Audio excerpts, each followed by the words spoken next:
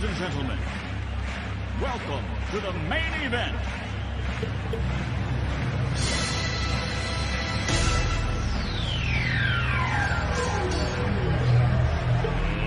Let's get ready to rumble!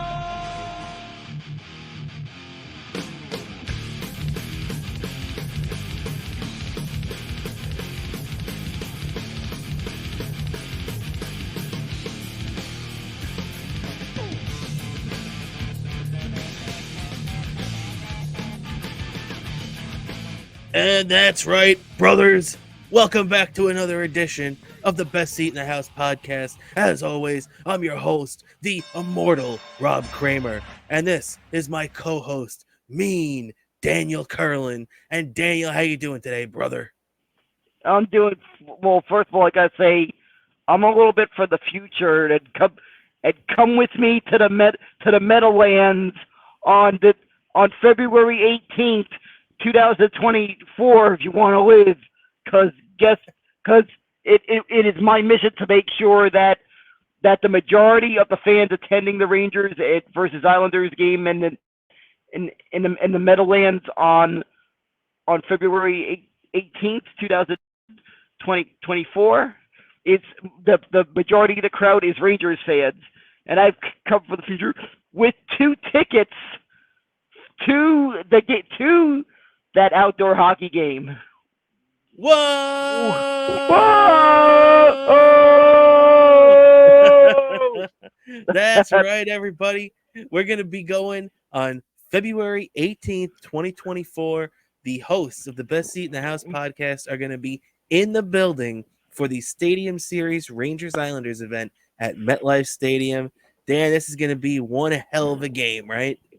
Yeah, it is one hell of a game, and trust me, because I know this is going to be your first rodeo attending the Rangers in an outdoor game. I've actually been to every one of these outdoor games that the Rangers have done, and they've done quite a few. Of course, we remember that great late game, the penalty shot that Lundqvist blocked in the 2012 NHL Winter Classic in enemy territory against the Flyers in Philadelphia. That was just exciting, and be able to just get the last laugh at those Philly fans.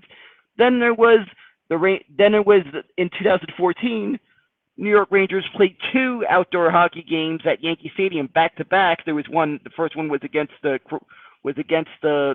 rival Devils. We won that one, and then the Rangers won a nail biter against the rival Islanders the next day. That was a fun one. I could tell you the one against the Owls was the colder of those 2 games, if you want to rate it how cold it was. And then there was a Winter Classic that, if I'm correct, still holds the record for the second coldest NHL Winter Classic in the history of the event, over at Citi Field, when the Rangers clashed with the Buffalo Sabres, with JT Miller scoring that overtime goal at Citi Field, which I can tell you that one was the second coldest in the history. The coldest in the history of the NHL Winter Classic, of course, was 2014 Ann Arbor, Michigan. But yet, and now there's gonna be this one that's gonna be taking place in the Meadowlands against the rival Islanders, and we're gonna be going to that game. This is gonna be exciting, and I can tell you, I hope you're ready to bundle up for this one.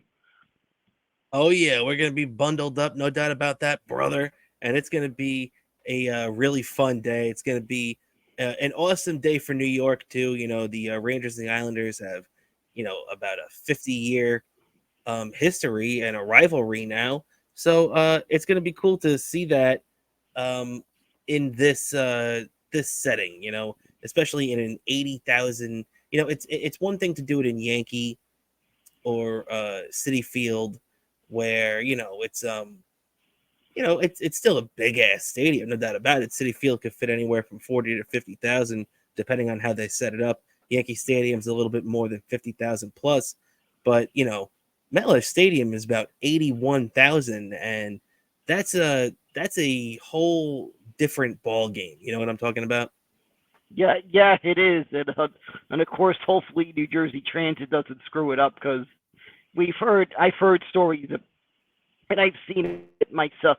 I saw it myself after that WrestleMania in the Meadowlands, when the that whole New Jersey Transit debacle with the, them not having the trains ready on time. Remember that? Oh The whole yeah, no doubt controversy. about that, Yep. man. And I heard the same thing happened when the Super Bowl happened at MetLife Stadium. That same Yeah, debacle happened at Super Bowl 48. The train they didn't have New Jersey Transit wasn't on the ball having the trains ready to go to pick up the passengers on the return trip back to the city. very true, very true. Hopefully, they get their act together for this one. And yeah, I mean, they have plenty of time now. They've known for a while, but yeah, tickets just went on sale, so we are going to be heading out there in February.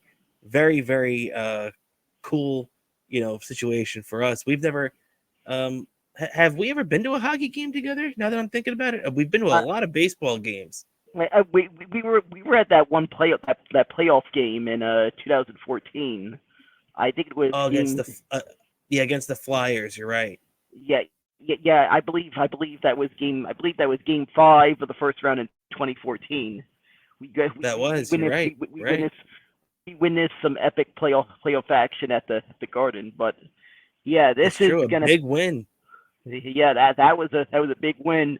And that was an epic playoff series. And plus, interesting enough, that same the day they won that series, game 7 of that series. I was celebrating my birthday that day, so that was a nice. That year, I had a nice birthday present in the form of the Rangers advancing to the next round that That's day. true. That's true. And just a few weeks after that, they'd be in the Stanley Cup final. Yep. So yeah, that was a hell of a playoff run. That next round they'd erased that 3-1 deficit against Pittsburgh with the whole storyline with Martin St. Louis and his mother passing away and having that big game and big goal on Mother's Day. So yeah, definitely one of the more epic Rangers playoff runs of all time. And yeah, it's true. We were there together. I forgot about that. That was shortly after we met. But that's a story for another day. As we'll be getting back into the Rangers in a couple of minutes too, because obviously the Rangers have gotten off to a pretty nice start on this West Coast swing. But Dan, you know what? Let's kick off with what just wrapped up only a few moments ago, as we were waiting to come on the air to cover this game. The Knicks and the Boston Celtics play opening night at Madison Square Garden. Celtics take this one 108-104. Knicks had a late lead in the fourth quarter, 99-93, where it looked like with just over 3 minutes remaining, the Knicks were going to have a chance to put the game away, but they weren't able to do it. The Celtics came back. Kristaps Porzingis had the best debut points-wise of any Celtic in the history of the franchise. So that's another knife to our heart as he comes back and drops 30-plus in his Celtics debut to help them dump the Knicks right off the bat. Dan, what's your immediate reaction following this tough loss on opening night? Well, this game was like, unfortunately, it didn't end how I hoped in terms of this game being a roller coaster of emotions. How it feels like when I'm watching some of my favorite teams at times, and it was me yelling at the TV as being behind, and all of a sudden coming from behind, and we grabbed a lead, and I think we're lead. I'm just going up. I'm jumping. Mr. Malunigan's jumping. Then I'm really getting upset late in the game each time. It's like, each time the Knicks failed, because it felt just like Porzingis was just giving every free throw chance he got, he was nailing it, and I was cursing like crazy late at that game.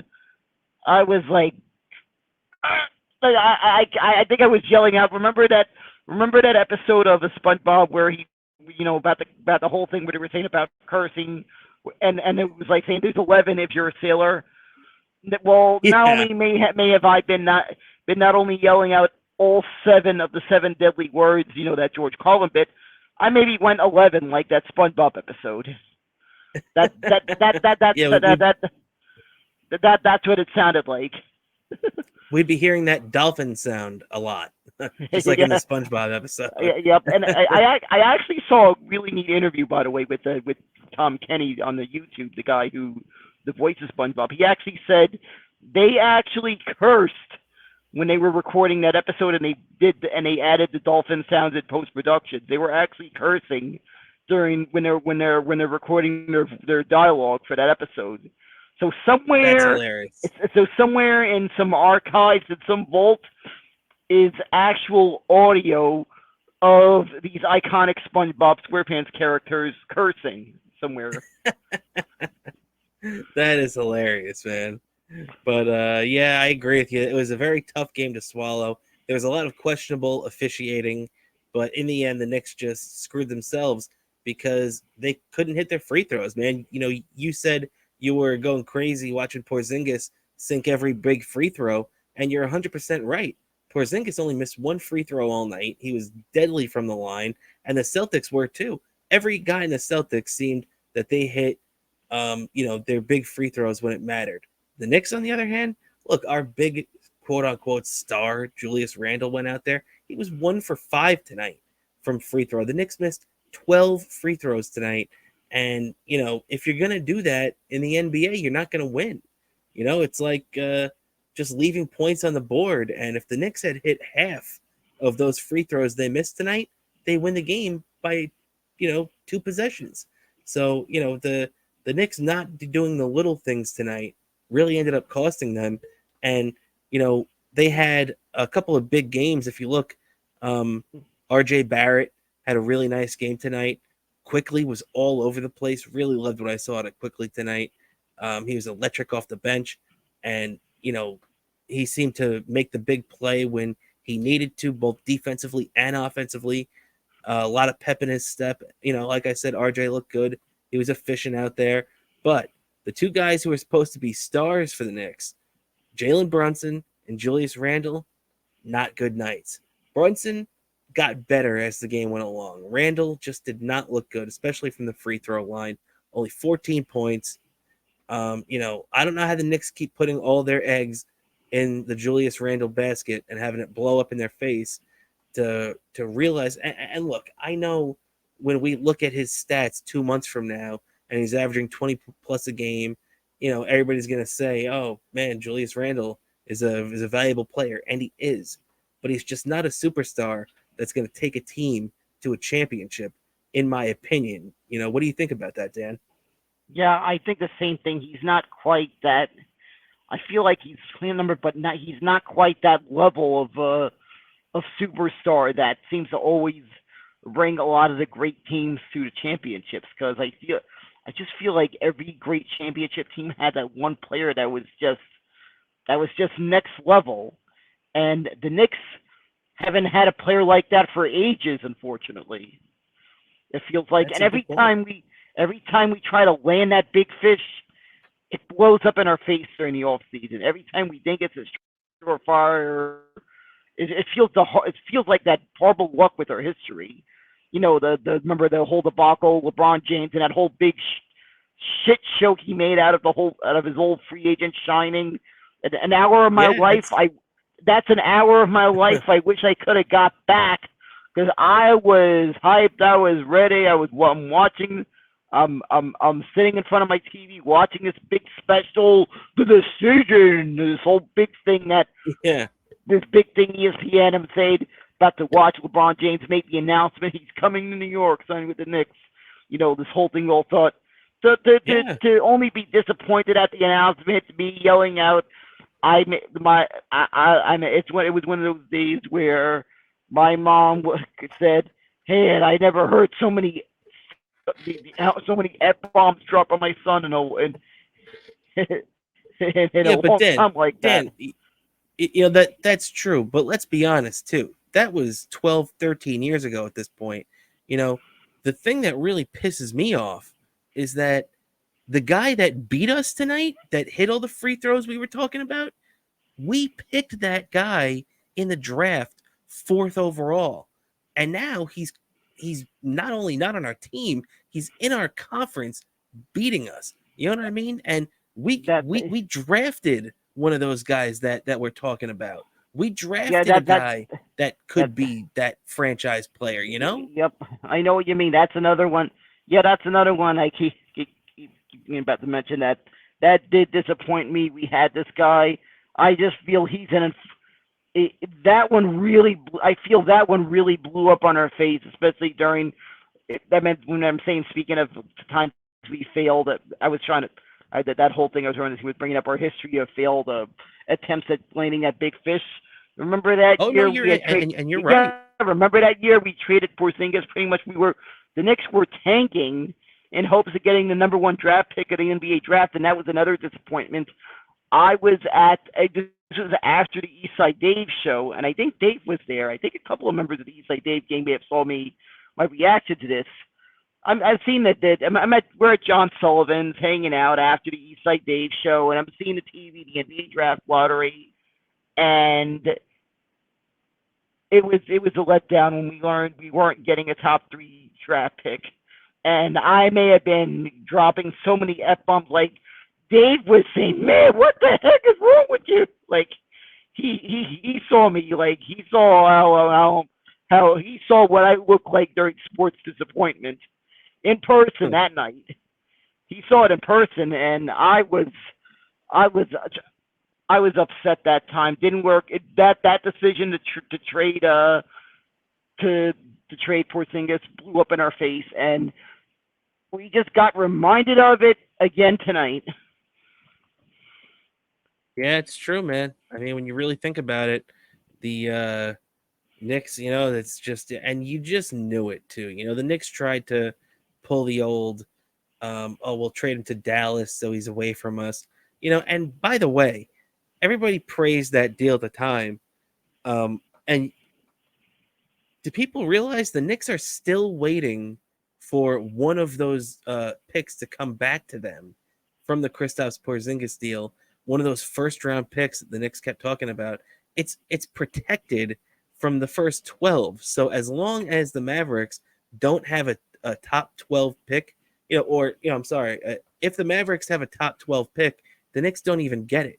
And look, I'm sorry, in the NBA draft, if you don't have a pick inside the top 10, your pick usually doesn't matter, especially with the Knicks luck.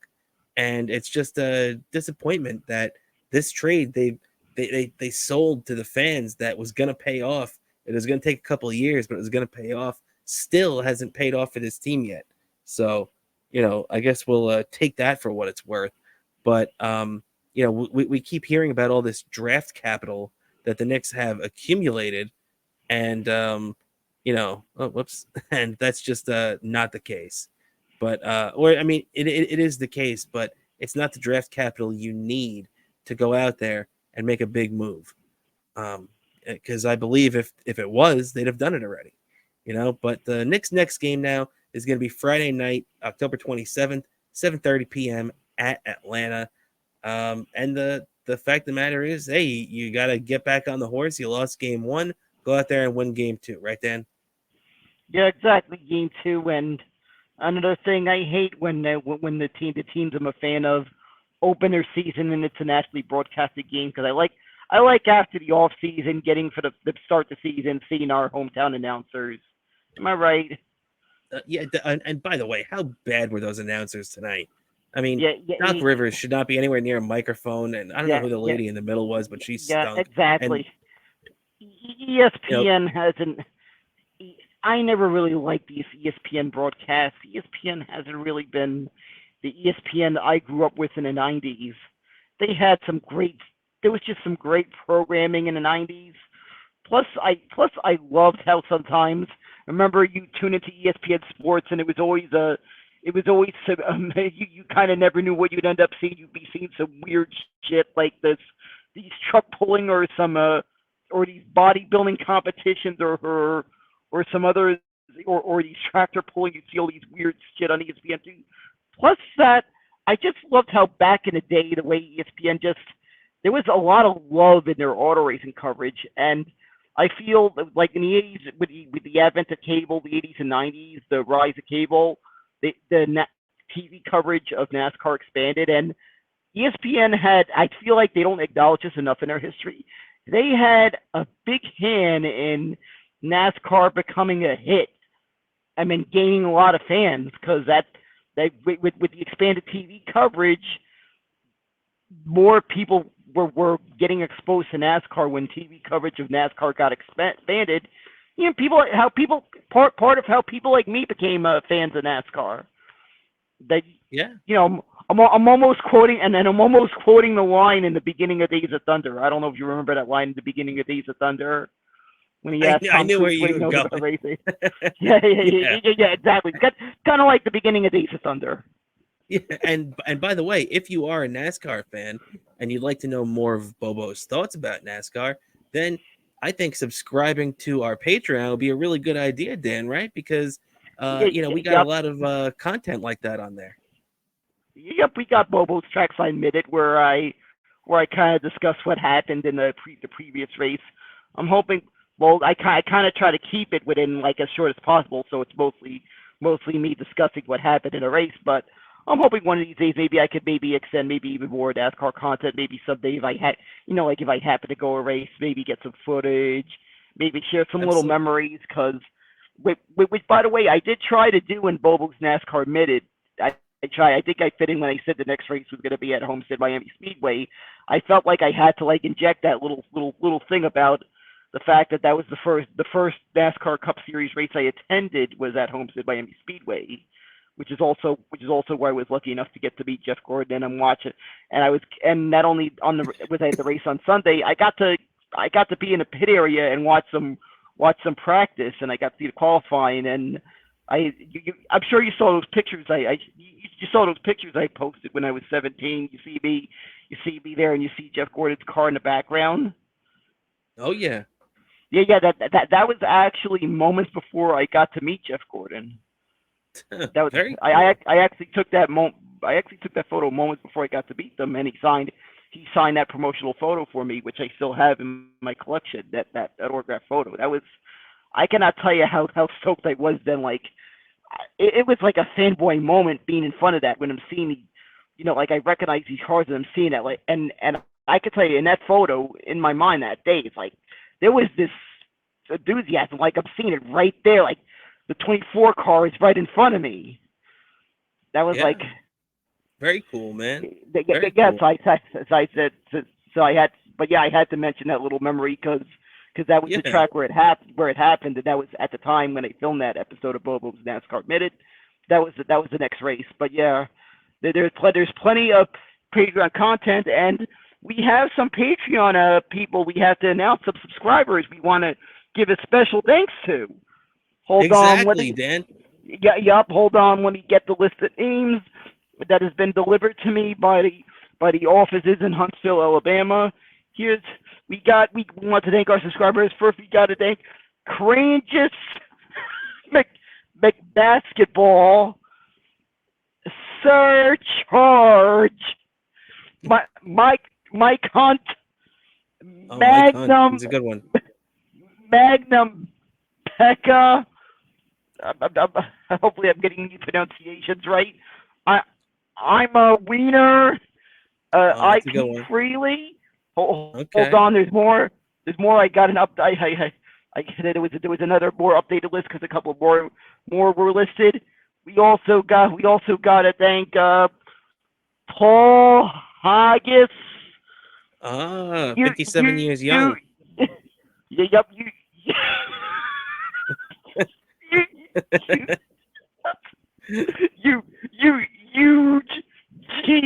Huge erection.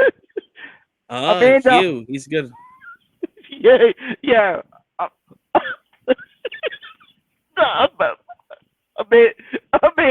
Amanda hugging kiss. Okay, that's a good one. And Harry Johnson, Mike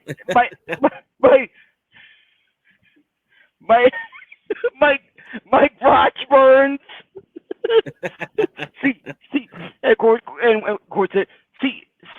Seymour Butts. Seymour Butts. Okay. Yeah. We got Anita Bass, and we got a couple more that have been with us since that were some of our first Patreon subscribers. Bree, disabled officer, Kevin Martin, Mark, and Marco Lucas. Thanks to all those Patreon subscribers.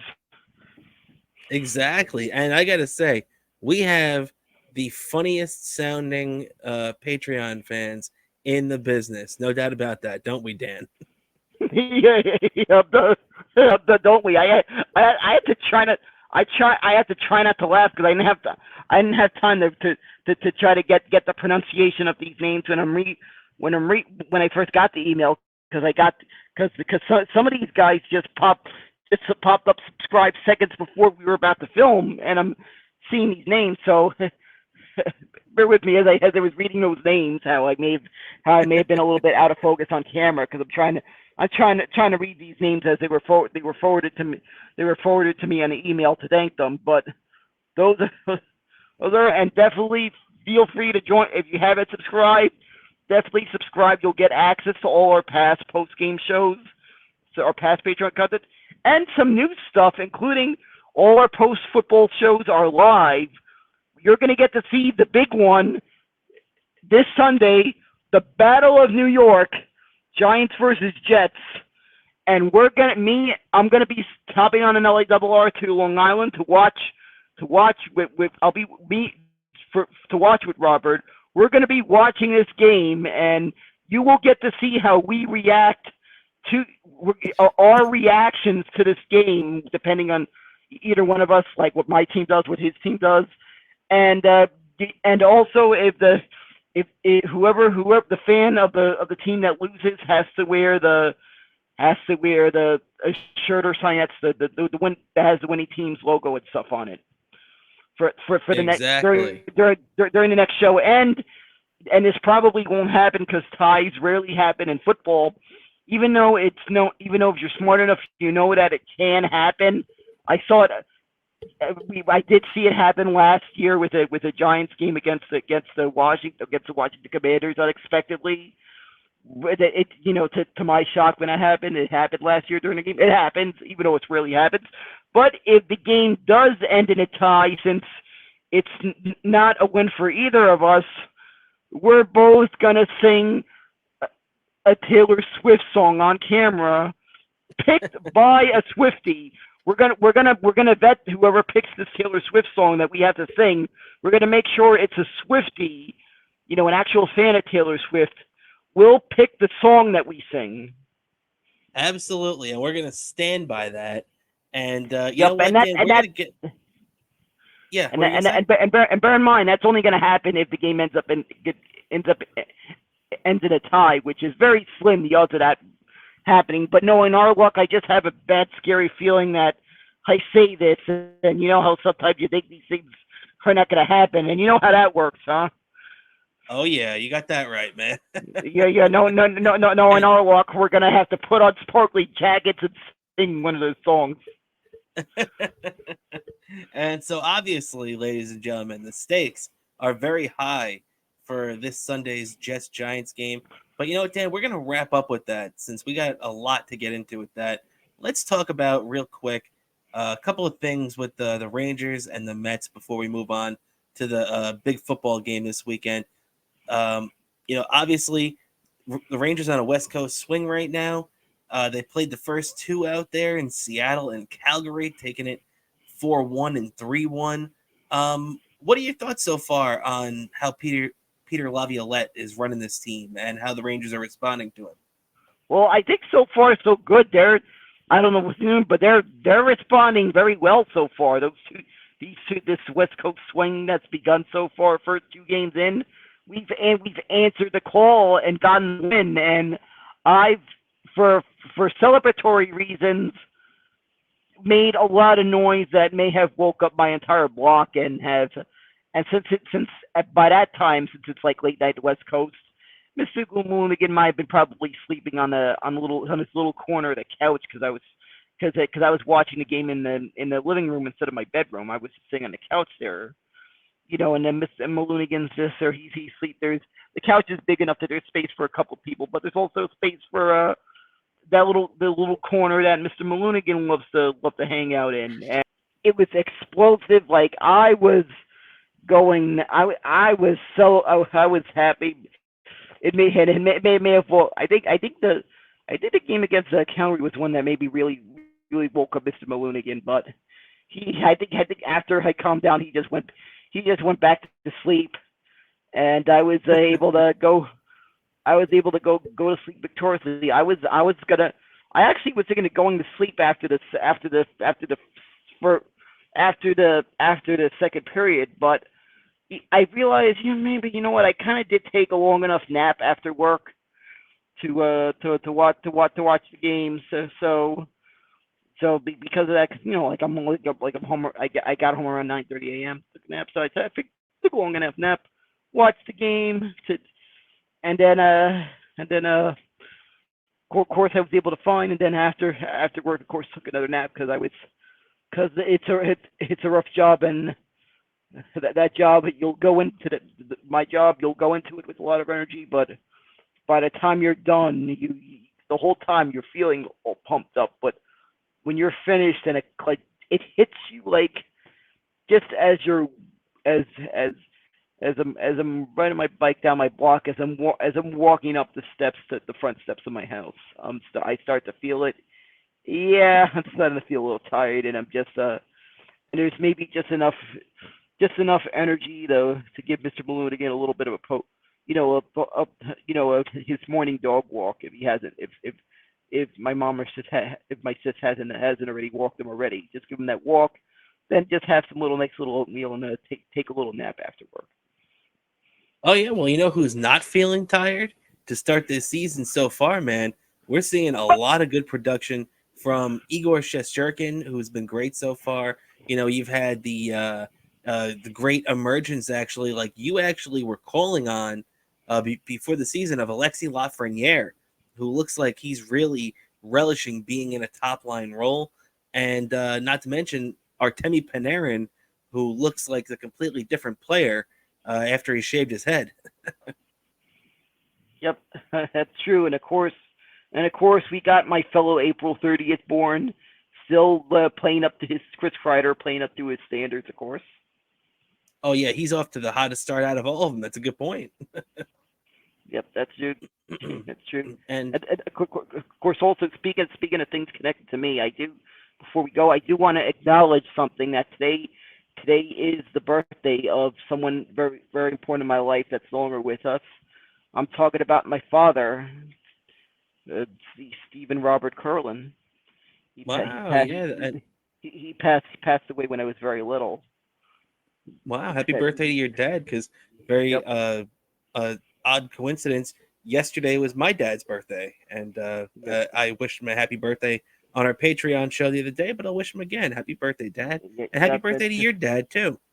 Yep, hopefully he's enjoying watching us. I'm sure he's appreciating this content in the afterlife. Yep, Absolutely, man. No doubt about it. As the big Giant fan he was, he's going to be excited for Jets Giants this weekend. Yep, that's true. Believe me, I wish he could have been around a lot of my life. As I said, he passed away when I was just very little.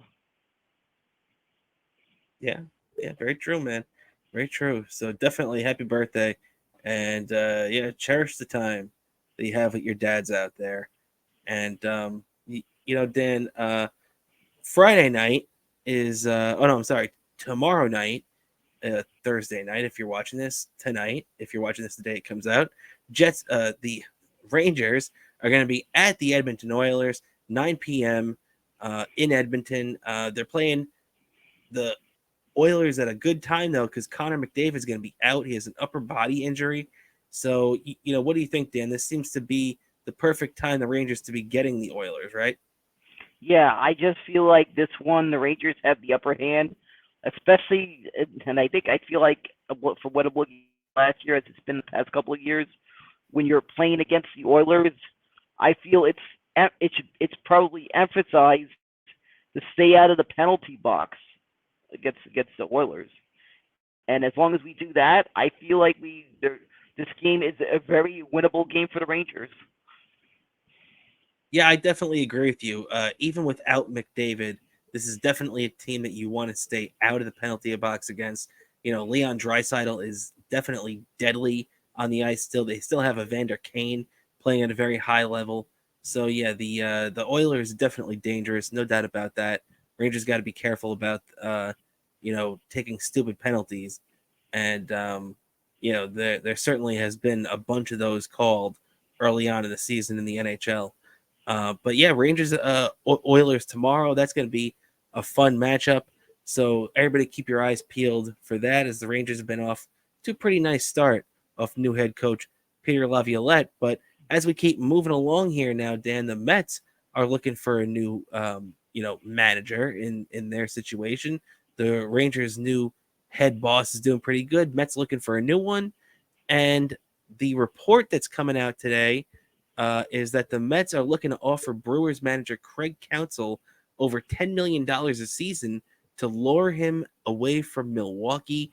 Reportedly, the deal that's on the table is 5 years, $50 million, which would be the highest. It would make Counsell, a manager, by the way, who's never even been to a World Series. He did get to a Game 7 of the NLCS, but it would make him the highest paid manager of all time.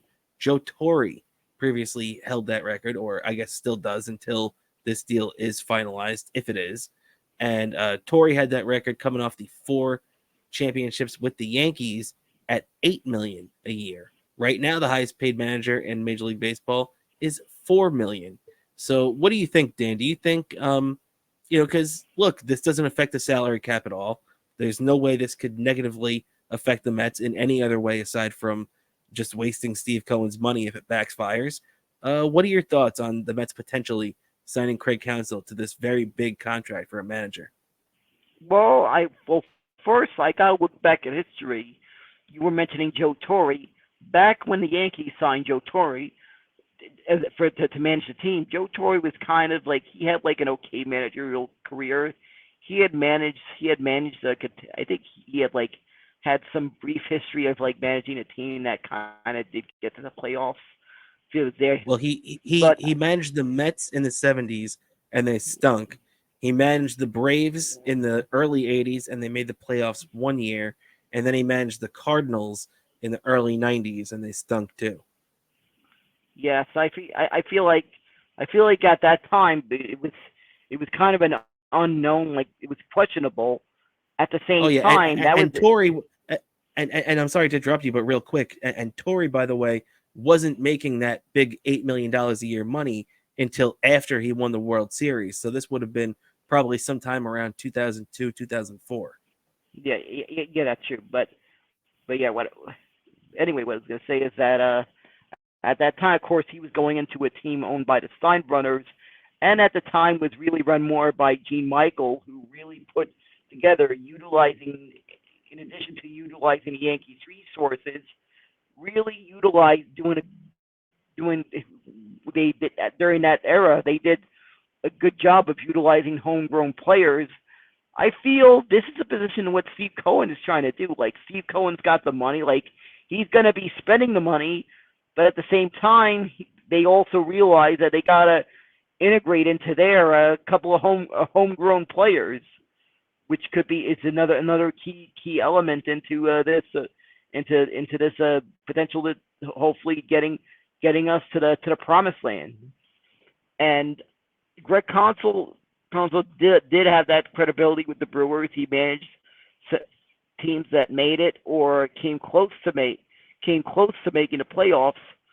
And of course, at the same time, he was managing the Brewers, and the Brewers are, they're a little bit run different. They're not like putting in millions and stuff. This is a guy that's going to that credibility with a team that's got the resources of Steve Cohen. This could turn out very well. I feel it has the potential to turn out really well. And plus, I feel the odds of him becoming manager of the Mets might be swayed to doing so thanks to him working with David Stearns during David Stearns' time as a GM of the Milwaukee Brewers. So Yeah, it's true. I Yes. I would have no problem with this with Greg Counsell being brought in to manage this team. Yeah, I agree with that. I would have no problem with it. I think Council's a pretty good manager.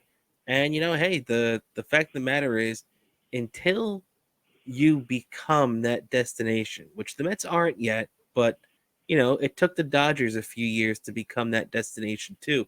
You have to build that groundwork. And I think at the beginning of that, you have to overpay to bring people with credibility in, Craig Counsell being one of those people. So yeah, I don't disagree with you that, what, maybe bring Counsell in will help the Mets change things. I think Buck Showalter was a step in that right direction, getting these guys to play the game the right way. And even though I found a lot of Tommy Pham, who by the way is in the World Series right now at the Arizona Diamondbacks, um, I found some of his comments very disturbing, talking about how he liked the guys in the team, but they were the least hardest working everyday players he'd ever been around in the major leagues, which a lot of Met fans wanted to take offense to Tommy Pham saying that, but Francisco Lindor didn't, because Francisco Lindor internalized that because Tommy Pham said that to his face, and I feel like that was the slap in the face that a guy like Lindor needed to wake him up. So that just goes to show that maybe there was this lackadaisical nature that the Mets players had, and hopefully now that's been shown to them, and they're waking up, and hopefully they take that into next season, right? Yeah, exactly. I'm hoping they take this to the next season. Hopefully, let that aforementioned Lindor builds on that season he had last year. I'm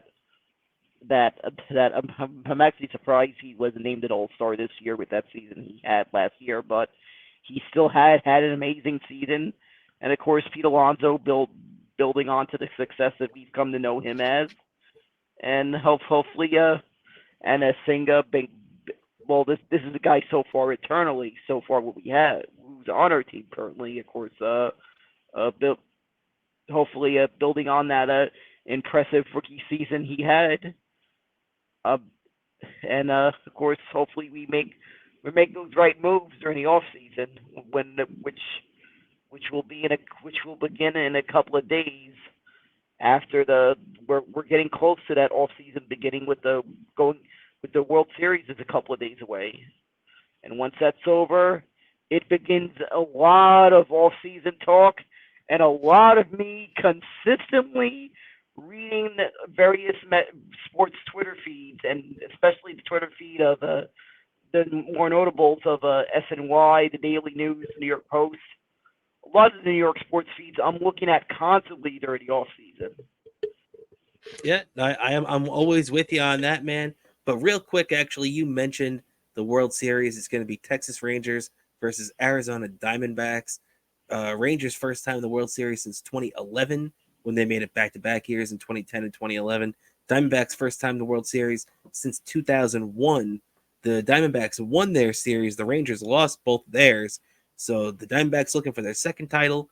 Rangers looking for their first title. Should be an interesting series. But one thing that kept all New Yorkers entertained as we sit home in October with no October baseball to root on, but Met fans got the joy of watching the Phillies lose a Game 7 at home, and Yankee fans got the joy of watching the Astros lose a Game 7 at home. So, we were this close to having a rematch of last year's World Series, but instead we get a completely crazy World Series nobody expected. What's your thoughts of this World Series and how those two LCS matchups ended up?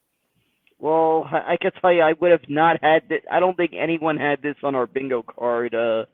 World Series between Texas and Arizona, but this is what's happening, and I have to give credit to Texas. I just feel they came into the playoffs as a heavy underdog, and somehow this team was not just by the look of it. They looked like they were not phased at all by this underdog status, and they just look like they're playing their butts off.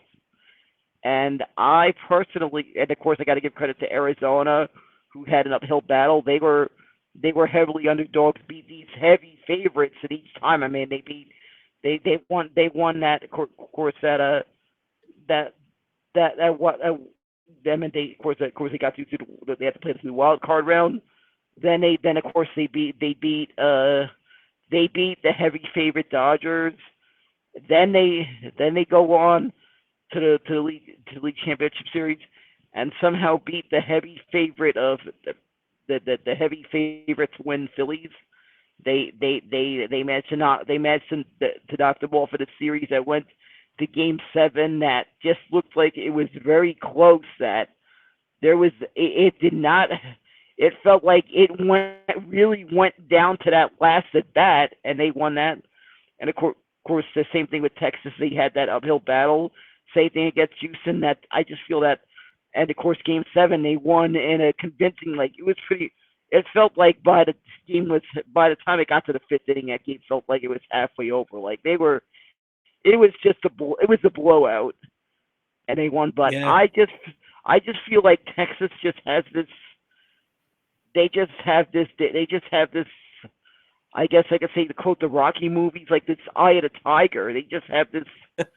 They just have this competitive fire to want to win this thing, and I think they're looking. I feel like they kind of have even though some of the players were on the team back then, 2011, when they had lost the World Series, when Texas was 1 out from winning the 2011 series. And twice they blew that 1-run lead. They were twice 1 out from winning the World Series, and they lost the Cardinals in Game 6, and then they went on to lose to the Cardinals in Game 7. I just feel this team badly wants to win and get over that hump and bring we could be this series. Not only is this a series between two underdogs, we could be seeing a team winning the World Series for the first time in their history.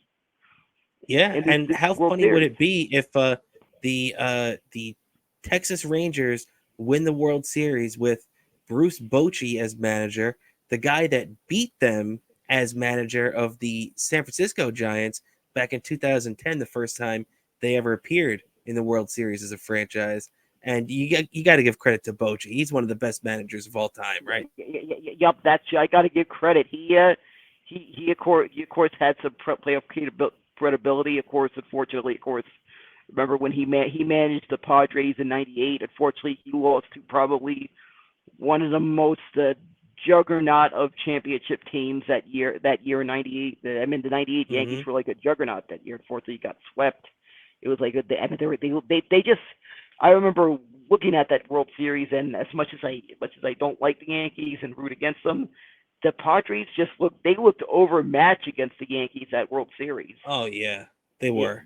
Yeah. So they looked overmatched, but he managed to manage the team, and then he brought this credibility to San Francisco, and he managed to get them their first. He got them 3 championships with San Francisco, and he got them. Not only amongst those 3 championships, the first one of those 3 championships was their first since the team moved to San Francisco in 1958. That's true. Do you know what their last championship was before then? Their last championship in New York? I believe that was 1954. That's right. They beat the 111 wins Cleveland Indians back then. Yep, that's the World Series where, of course, Willie Mays made that famous catch center field in the old Polo Grounds. That of course was the last time they won that championship during the New York years.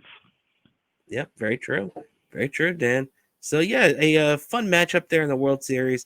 Chance to see Arizona cement themselves a little bit more, or see the Rangers get their first championship. Ever. So very cool out there in the World Series now. But as we keep moving on, this is like the World Series of football for New York coming up this Sunday. And we got the Jets at the Giants. This is such a big matchup, Dan. I mean, for the Jets, they have a chance to really take off here if they beat the Giants, because the schedule really lightens up, and the Jets really have a chance to to put themselves in prime position for when or if Aaron Rodgers returns to them this season.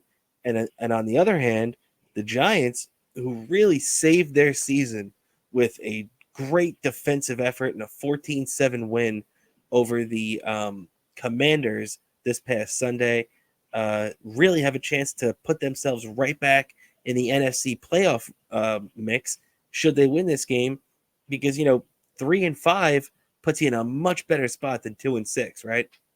Yep, exactly. And of course, this game, as I noticed during that, well, I probably would have, if I was looking at the phone during the game, I probably would have found this on my phone, but by luck, I just happened to find this out through the ESPN ticker during the Knicks game.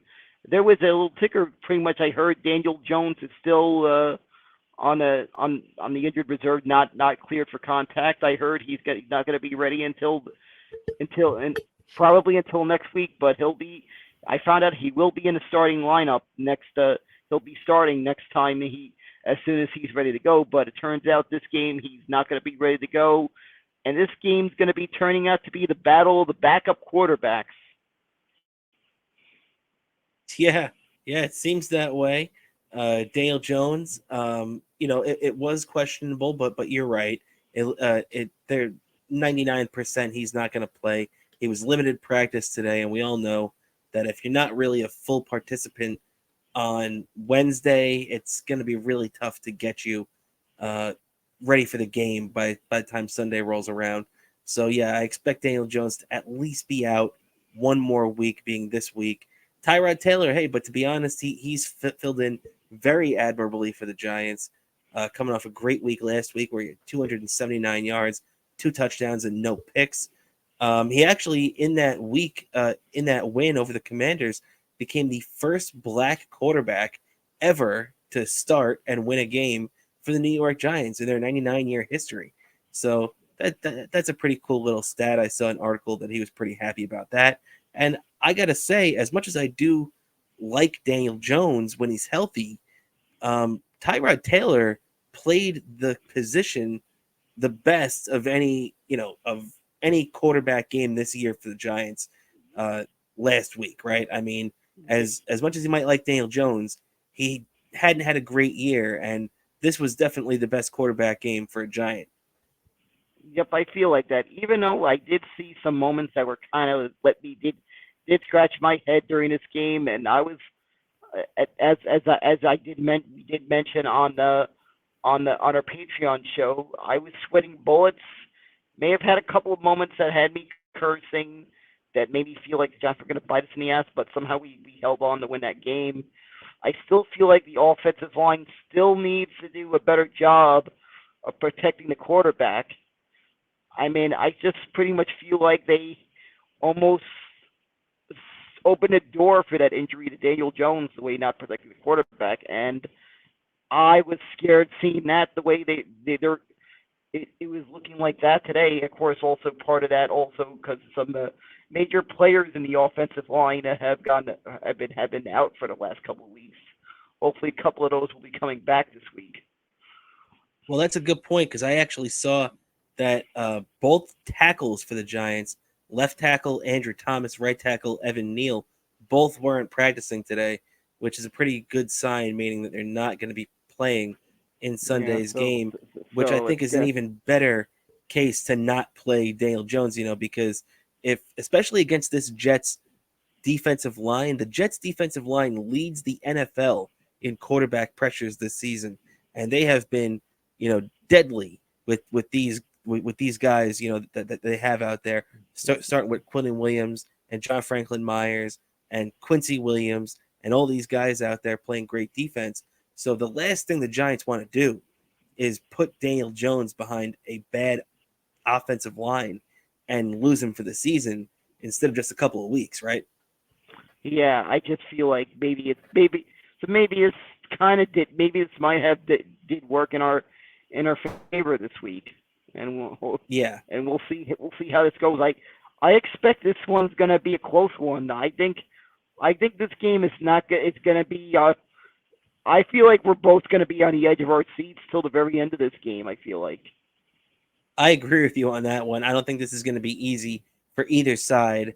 I expect it to be within 7 to 10 points either way, if not closer than that too. But one thing that came out today, or I'm sorry, earlier this week too, is that Giants head coach Brian Daboll said that Saquon Barkley isn't going anywhere, meaning that the Giants aren't going to trade him, and they're not even going to entertain the thought.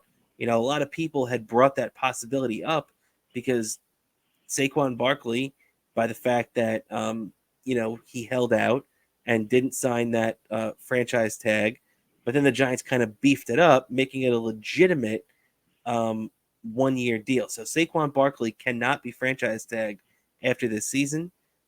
He's a legitimate free agent, and that's why the talk was that maybe they trade him because of the rough start to the season. Maybe they would start to think about the tank. Brian Daboll assured the Giants, Saquon Barkley, and Giants fans that's not going to be the case, and that's got to make you pretty happy as a Giants fan, right? Yeah, that is. I just feel like Saquon Barkley's having a breakout year, and I just feel like the Giants want to maybe try to do what they can to get him the return after this year, especially if he continues to have what I call a show me the money kind of year when it comes to a player going in their year going into a free agency off season. Yeah, you're very right about that, man. And we've been talking a lot about injuries. One thing that is breaking good for the Jets right now is the health of their secondary. As if you remember against the Eagles, it was crazy. The Jets ended up beating the Eagles without 4 of their top 6 cornerbacks. Just absolutely crazy. The top 2, Sauce Gardner and DJ Reed, both missed the game with concussion symptoms. Then Brandon Eccles, their 4th guy, was ruled out. And their slot corner, Michael Carter, got hurt in the middle of that game. So just really, really running on fumes with all those guys. Craig James playing snaps out there, and getting the job done. And you have to hand the Jets a lot of credit for that. But looks like they're going to be back for Sunday's game against the Giants as Sauce Gardner and DJ Reed both practiced fully on this Wednesday. Looks like they're out of concussion protocol because they would have been practicing otherwise. And also, I kind of saw this writing on the wall when Sauce Gardner was at TwitchCon earlier this week in Las Vegas, and I figured the Jets wouldn't let him fly if he still had a concussion, right? Yeah, I feel like they would be smart enough. I mean, everyone that knows this, any doctor will tell you flying is not a good idea to go through when you're having a concussion. So I'm pretty sure they knew he got the clearance that he was out of concussion protocol. So he was good to go to spend a calm off season heading out to TwitchCon. And I'm sure a couple I didn't get to see any footage from TwitchCon, but I would hope that Sauce Gardner or maybe he noticed some Jet fans were at some Twitch streamers that maybe were taking part of TwitchCon. Maybe some of them were Jet fans, and he just made a little surprise appearance and just surprise. Hopefully, I mean, if I were in Sauce's shoes, I would have just. If I would have noticed like anyone there that was like a Jets fan, I just would have just surprised them and just showed off by surprise. It's funny you say that. I didn't see him show up on any of the live streams, but I had a bunch of firsthand Jet fan experience of I'm in this Discord with a whole bunch of Jet fans and everything, and on our friend Jake Asman. If you're not a fan, if you're not subscribed to his YouTube channel, check him out already. He was a guest on our show earlier this year over the summer to help preview this Jets season. He was a great guest, by the way. Check out his stuff. You can subscribe to his Patreon, subscribe to his YouTube too. And on this Discord, there were a lot of Jet fans that were at this TwitchCon, and Sauce Gardner was taking pictures with all of them, and he couldn't be a nicer guy. A lot of people said that he waved them over through security, especially if they saw a Jet shirt and stuff like that. So really cool stuff from Sauce Gardner, and you love seeing these professional athletes, really extend that hand and to the fan base, right? Yep, that definitely from what you just told me, what you confirmed, very classy of Sauce Gardner to to to to to to get to actually interact with pretty much just about every Jets fan he saw there. Yeah, very cool. I heard very, very cool stories about Sauce. So, he seems like a genuine kid, and I'm glad to see the evidence of that in real life too. But on the other side, we were just talking about guys getting healthy.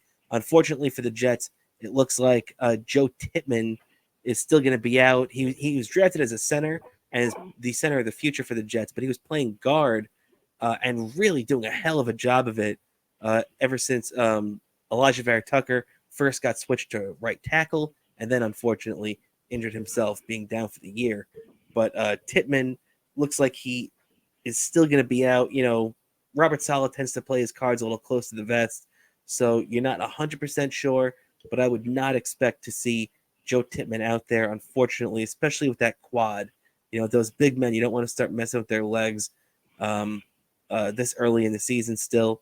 But also another interesting tidbit, if you watch the Manning cast on this past Monday Night Football, where the one of the guests of Eli and Peyton was Jets quarterback Aaron Rodgers, who always seems to find his way in the limelight. And it looks like Aaron Rodgers invited Eli Manning to have a pregame catch on the sidelines before this Sunday's Jets and Giants game.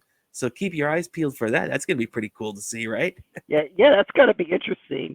I can't wait. I'm interested to see the talk between those two because we all know one of the greatest Giants moments in history, in 2011, the divisional round, the Giants against the Packers. In the actually, I don't think it wasn't quite that. I think it was like maybe the temperature was a little bit higher than what it usually is at Green Bay that time of year, but there was that game that the Jets that the Giants won. The Giants won in they just won in a blowout, and including that amazing Hail Mary that Eli Manning threw late to really pad on that lead at the end of the first half of that game, and against Aaron Rodgers and the Packers that game. They actually faced each other as on opposing sides in one of the biggest playoff moments in Giants history. So, I have to admit that's probably going to be a little interesting talk about reminiscing about their past, about their careers during that little catch. I would imagine. Oh, no doubt about that. And they're going to have the TV cameras all over them. As a matter of fact, I just looked it up to double check myself, but you're 100% right. That crazy game with the Giants and the Packers in that 2011 divisional round. But what I double checked myself was the Giants were coming into that game severe underdogs because not only was it the Packers in the playoffs at Lambeau, the Packers were 15-1 that season, and the Giants just go in there and just like they gave the undefeated Patriots their first loss of the season, gave Aaron Rodgers and the Packers number 2 right there at the worst possible time for that team. So, good on the Giants and Eli. That's a good memory by you, Dan. I forgot about that. Yep, I just still remember that because I watched. I may have watched and of course I may have been just seen them. I just had to want to maybe relive some of those moments of the past. I may have watched that box set a couple of times of the. They sold.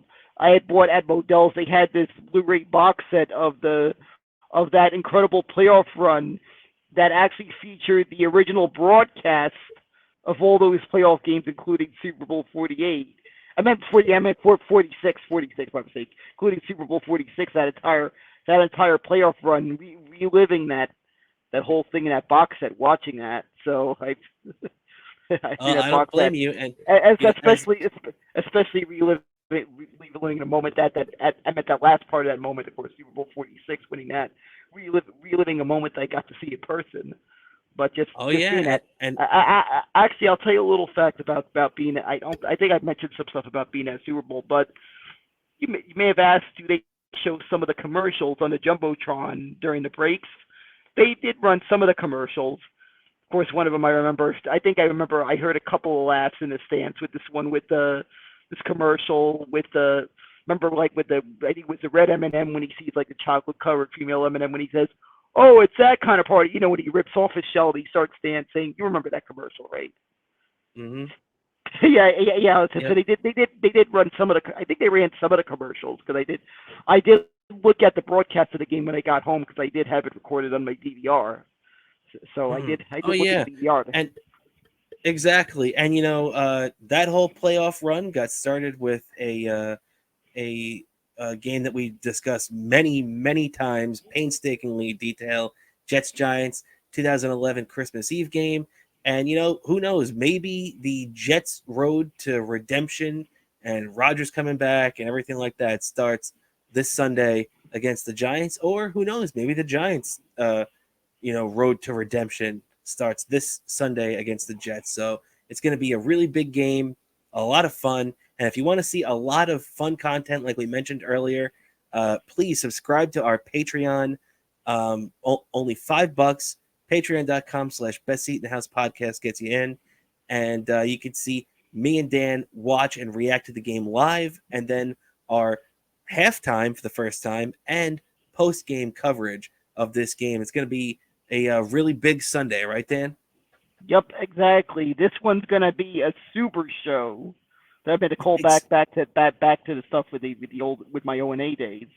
Yes, exactly. A super show, and this is going to be a game that you're going to want to have maybe a 2-screen setup. Maybe you have a laptop. You set up the laptop on a table. You have the Patreon feed of our beautiful faces as we're watching the game, and then you have the game on your TV. And hopefully some of you outside the New York area also probably have NFL Sunday Ticket, or you have some way to watch this game, because you're definitely going to also want to have the game on your screen to really get an idea what we're talking about, because it would be a bit of a challenge to have the action on the field on the screen at the same time. So as long as you have a TV, you look at the TV and you see us, and you kind of see the reaction. Of course, bear in mind, it's probably the internet's probably like a few seconds late, but you're pretty much going to get our reaction to to the game. As you're watching the game, you'll be able to see our reactions to everything happening. Exactly. You'll be able to check us out, see our reactions on there. It's going to be a lot of fun. So please make sure to check that out. And I think that's just about going to do it for us today, Dan. But before we get out of here, do you have anything that you like to plug for yourself? Sure, I'd like to plug, of course, I have my Twitter page, my Twitter account, Bobo103NYC, Instagram, Daniel. It's a Bobo718DK on Instagram. Also YouTube, Daniel Curlin. And yes, you probably noticed there's a video that might be depending what YouTube does with this video, because there's certain content of it. I don't know. I mean, it's a funny video. It's a funny video, little video I did with Mr. Malunigan that I just thought was this little funny. I just thought up on the fly doing as I'm walking Malunigan. All you people on Patreon, you're going to get early access to this video that's being released November 1st. You don't have to wait. If you subscribe to our Patreon, you're not going to have to wait till November 1st at 9 o'clock. You'll get to watch it right now. Exactly. And also, Dan, that's going to be on Rumble, right? Because I'm pretty sure because of the music, if you post that on YouTube, it's going to be copyright strike. Yeah, exactly. And I'm also uploading this on Rumble as a backup in case once the YouTube release date comes that YouTube doesn't let me release this video on YouTube. It will be on Rumble, so we'll make sure I have the link. I'll make sure you have my Rumble link so you could get to see this video. I myself got even though I have a Rumble username and I watch stuff from Rumble, I'm going to have to I'll probably be sorting out how to get familiar with the layout stuff of uploading a video to Rumble. This way I can and I forgot, are you able to set a release date on Rumble like you could on YouTube? Yes, you can. All right, I want to make sure you can do that because like I said, this video is supposed to be an early access before. So I'll of course, similar to what I said I'm be doing on YouTube, I'll be setting a November 1st release date for this this little hilarious video that I also put together. I mean, my co-host my co-host here, Robert, put together some help kind enough to put together some of the amazing production behind it that that I came up with this after I was filming the little footage that I was filming as I was taking Mr. Mulligan for a walk. I really hope you enjoyed. I just had a good laugh when I'm coming up with this idea, and I'm just looking at the footage, seeing after I walked up, seeing it. So I hope you guys enjoy it. Exactly, it was a lot of fun, man. And did you like how I added that it's a schnoodle at the end? Yeah. I like that little callback. That was hilarious. But Little still, Opie and Anthony tidbit. But still, to get the whole but for you to get what it is, to get the whole context, you do have to see the video. And like I said, Patreon people get early access to it. The rest of you got to wait till November 1st. But you get the early access and watch that video today as soon as you subscribe. Absolutely. Subscribe to Dan's Rumble account and his YouTube. Subscribe to our Patreon, patreon.com/Best Seat in the House podcast. Subscribe to our Rumble under the same name. Subscribe to our YouTube account under the same name, BSIT Podcast, the Best Seat in the House podcast. Any way you like it. You can also check us out on Twitter, BSIT_podcast, on Instagram, Best Seat in the House podcast. So want to thank everybody for tuning in as always. And, I just got one more thing to say, brother. Before we get out of here, this is the immortal Rob Cramer. This is my partner, the mean Gene Daniel Bobo Curlin, and you can catch us next week on the Best Seat in the House podcast or Sunday for our final Jets Giants pre and post game show. And what you gonna do, brother, when the Best Seat in the House podcast runs wild on you?